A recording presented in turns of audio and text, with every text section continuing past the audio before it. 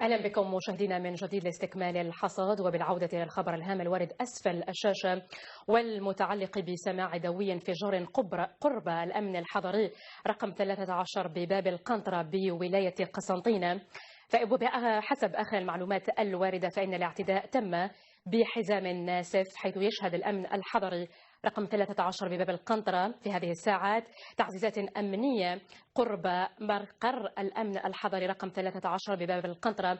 وكما تتابعون مشاهدينا معنا على المباشر هذه الصور الأولى لهذا الاعتداء الإرهابي، حديث عن هذا الاعتداء في حين أن تردنا أي معلومات وتفاصيل حول هذا الاعتداء. لحد الساعة لا تزال المعلومات شحيحة. لتفاصيل أوفى حول هذا الحادث يلتحق بنا على المباشر هشام عياض، مسؤول مكتب جريدة النهار بولاية قسنطينة. مساء الخير هشام.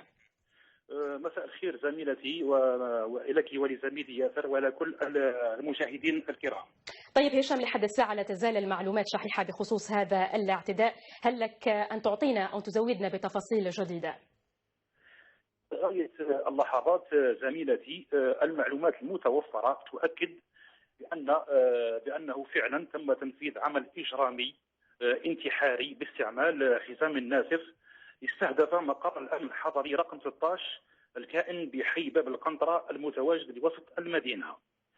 إلى حد الآن زميلتي لا تتوفر لدينا معلومات رسمية كون العملية نفذت للتو، ولا يمكن الحصول على معلومات رسمية، لكن من المؤكد أن العملية الإجرامية خلفت إصابة عدد من رجال الشرطة، فيما لقي منفذ العملية حتفه، ولا يستبعد أن يكون منفذ العملية هو نفسه الإرهابي الذي هاجم قبل أشهر فقط الأمن الحضري رقم 12 الكائن بحي الزيادية أو مطعم محاذي له، أين استشهد شرطي داخل مطعم أثناء تناوله وجبة العشاء.